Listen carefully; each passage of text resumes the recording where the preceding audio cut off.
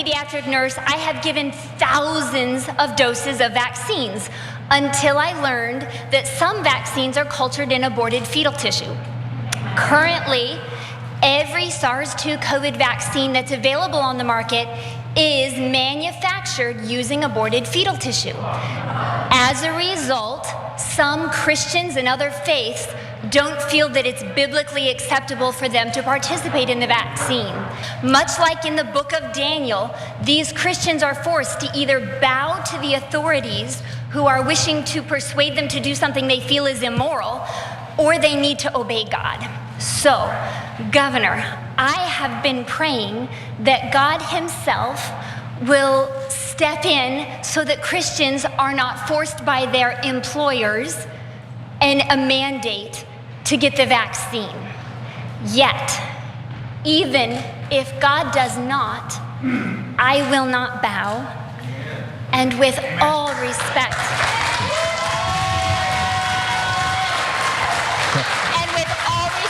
Governor, we love you and appreciate you, but God will not hold you guiltless if you fail to stand up for the Christians who believe it is in their right to abstain from the vaccine. No fetal tissue is used to create any of these vaccines.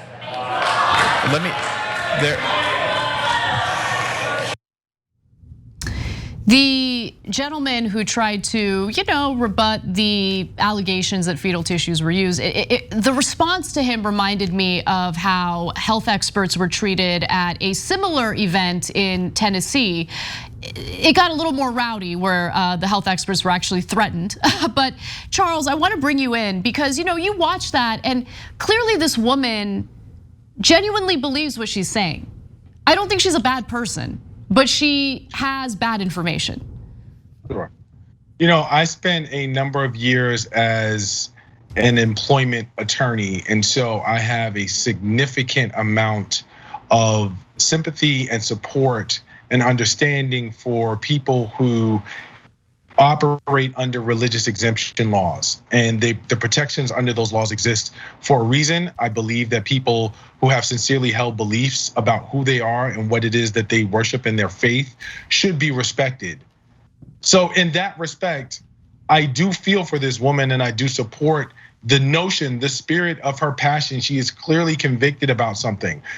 However, when I look back at it, the reality is, as you said, Anna, they just have bad information. Like, you don't have a mastery of the facts. You're not speaking the truth. And these are things that are easily dealt with. These are things that you could easily find out. The problem in a larger sense is that on both sides of this equation, we have been politicizing this virus from the outset. And unfortunately, I have to point that out on both sides. This virus has been politicized in a number of different ways for convenience from both sides of the aisle. Perhaps more on one side than the other. Definitely. I won't argue that, but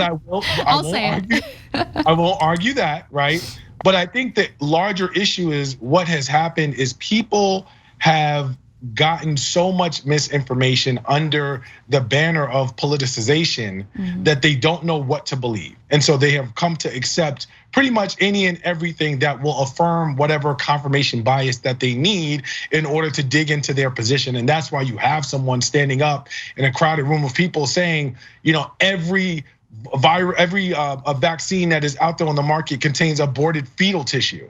And now you'll have another room full of people who will be there, hear that, go back, tell their friends that, and so on and so forth, and around we go. So I think that's one element of what we're seeing here is just that we allowed this virus and the entire situation in terms of the pandemic to become over politicized far too early and far into a much greater degree, and that led to a huge misinformation campaign that has confused a significant amount of the American public. That's part one. Part two, and I have to quote one of my good friends, Dr. Rodney Ferguson, who talks about the death of expertise. I have this conversation on a regular basis. Your Google search is no match for my law degree. I'm sorry, it just isn't, right? And I am not an infectious disease specialist. Therefore, I can't go on WebMD and feel like now I have enough information to challenge Dr. Fauci or whomever else it is that is responsible for giving the public information about infectious diseases and vaccinations.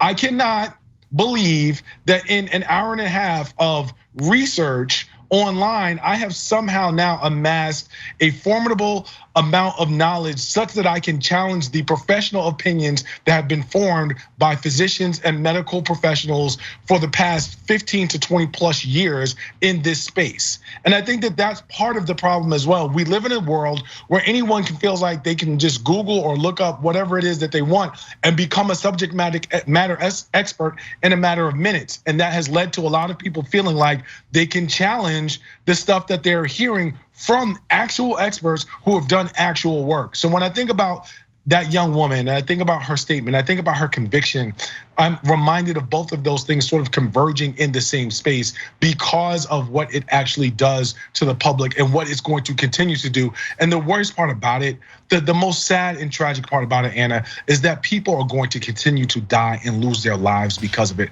And I find that to be incredibly tragic. I know, I mean, I could not agree with you more. That's why I go from feeling complete sadness and almost like find myself in a depressive state to feeling absolute rage. And it depends on who's spreading the disinformation or misinformation. In this case, I think it's just someone who genuinely believes what she's saying. She's been exposed to bad information. I don't think she's a bad person. What gets to me is when you come across people who are intentionally spreading disinformation that's getting people killed. Like, for instance, Ron DeSantis, governor of Florida, who is threatening the pay of public school administrators who want to implement mask mandates to keep children and educators safe. And why would he threaten their pay? He knows that the masks keep people safe, but he also knows that his supporters, the people who vote for him, don't like the masks. So he's literally gonna lie, not just to the people of Florida, but to the American people about the efficacy of wearing masks, and he's gonna go so far as to punish administrators who are trying to do the right thing. That's when I feel complete and utter rage.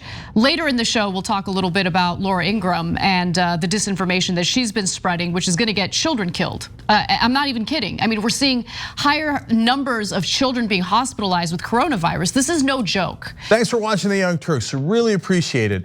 Another way to show support is through YouTube memberships. You'll get to interact with us more. There's live chat emojis, badges.